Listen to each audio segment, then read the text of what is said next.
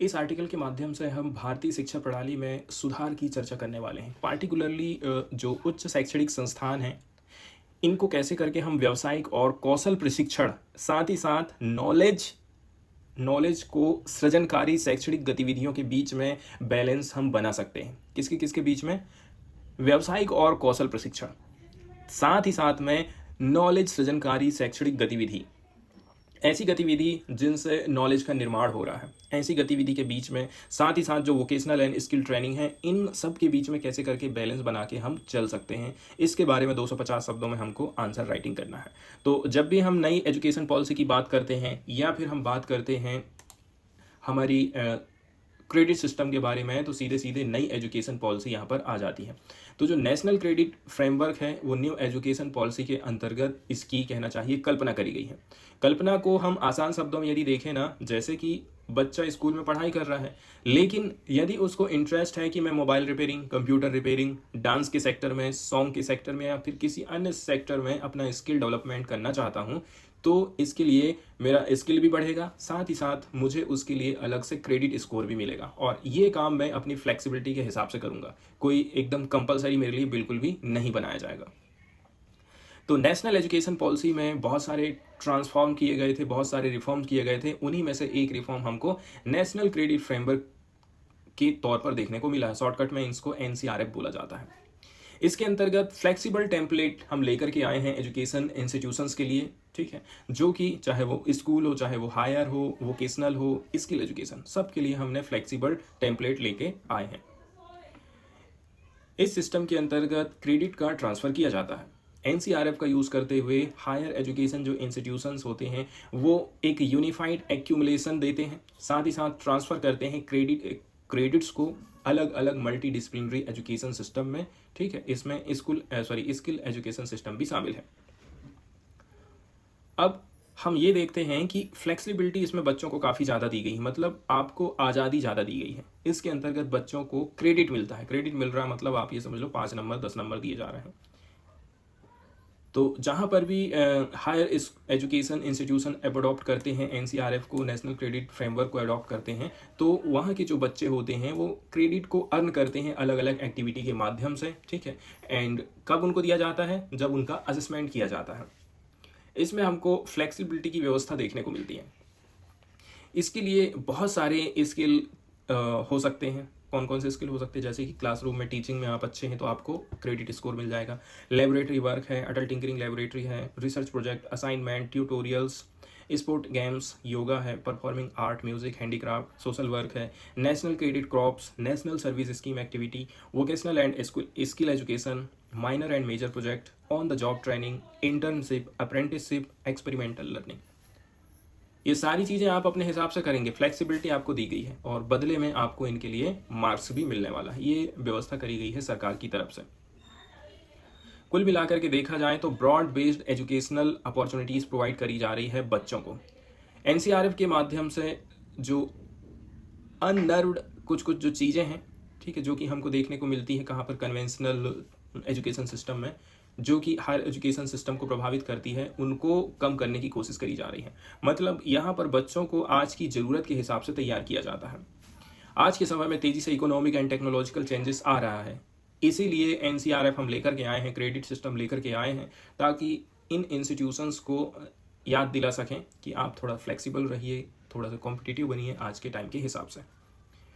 साथ ही साथ current and future की हम रिक्वायरमेंट देख लें कि भाई आने वाली जॉब कैसी रहेगी, वर्तमान में किस जॉब की ज़्यादा रिक्वायरमेंट है, उस हिसाब से भी हमको बच्चों को स्किल प्रोवाइड करने की ज़रूरत है। तो यहाँ हम देखते हैं ये जो हायर एजुकेशन सिस्टम है, इसको डेमोन्स्ट्रेट करना पड़ेगा उनकी कैपेसिटी को कि वो अडाप्ट कर सकते हैं नई सिचुएशन को एंड ब्रिज करेंगे स्किल मिसमैच को, स्किल गैप को। इससे क्या होगा? बच्चों का जो करियर है ना, वो ख़राब नहीं होगा। अब any view that HEIs should remain the place for the sole purpose of training student। किसी के भी मन में यह आ जाएगा कि मैं यदि हायर एजुकेशन ज्वाइन कर रहा हूँ तो मैं खाली ट्रेनिंग के हिसाब से ही ज्वाइन कर रहा हूँ, ठीक। लेकिन आपको यह ध्यान रखना है कि यहाँ पर बच्चे नॉलेज को प्रोड्यूस भी करते हैं, लेकिन ये जो नॉलेज प्रोड्यूस किया गया है वो आउटडेटेड नहीं होना चाहिए।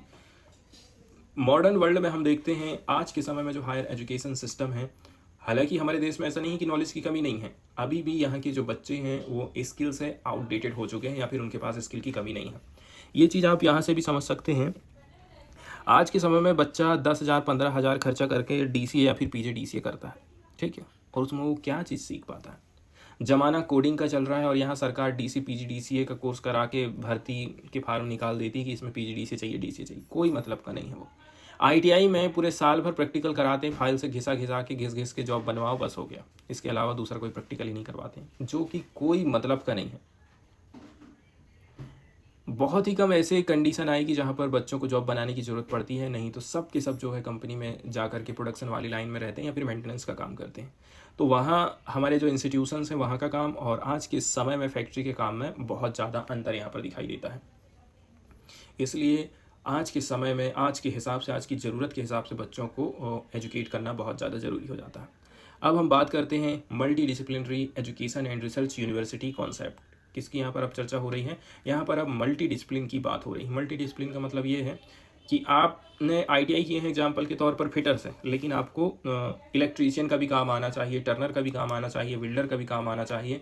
ऐसे एजुकेशन एंड रिसर्च यूनिवर्सिटी की कॉन्सेप्ट की यहाँ पर हम चर्चा कर रहे हैं।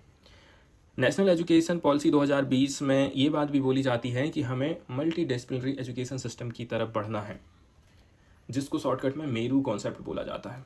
इस प्रकार की जो संस्थाएं रहती हैं वो एक प्रकार से नर्सरी की तरह काम करती हैं बच्चों के लिए, इंटेलेक्चुअल्स के लिए। फिर भी देखा जाए इस प्रकार की जो यूनिवर्सिटीज़ हैं, हम इनको ऐसे नहीं देख सकते हैं एंड इन इटसेल्फ कि बस यहीं तक आप अपने आप को ख़त्म कर दीजिए। बहुत सारी हायर एजुकेशन इंस्टीट्यूशंस ऐसी हैं जो कि फोकस करती हैं वोकेशनल एंड स्किल ट्रेनिंग के ऊपर, ताकि एम्प्लॉयबिलिटी बच्चों को ज़्यादा से ज़्यादा प्रोवाइड किया जा सके। जब कोई भी स्टूडेंट प्रैक्टिकल नॉलेज हासिल कर लेता है, प्रैक्टिकल स्किल हासिल कर लेता है फ्लेक्सिबिलिटी करिकुलम के माध्यम से, तो हम ये सोचते हैं हमारा जो हायर एजुकेशन है वो बच्चे के लिए एक प्रकार से टूल की तरह काम कर रहा है, वो अब अपनी सोशल मोबिलिटी को इंक्रीज कर सकता है। इस प्रकार से भी हमको इसको देखने की ज़रूरत है। अब हम वोकेशनल एंड स्किल ट्रेनिंग की बात करें तो एक संस्थान दूसरे संस्थान से अलग हो सकता है क्योंकि वो अलग कोर्स करा रहा है, लेकिन बहुत सारे इंस्टीट्यूशंस ऐसे हैं जो कि जोर देते हैं किस किस चीज़ के ऊपर? Vocational and skill training, fundamental research, innovation, intellectual pursuit, ensure that knowledge production, skill training.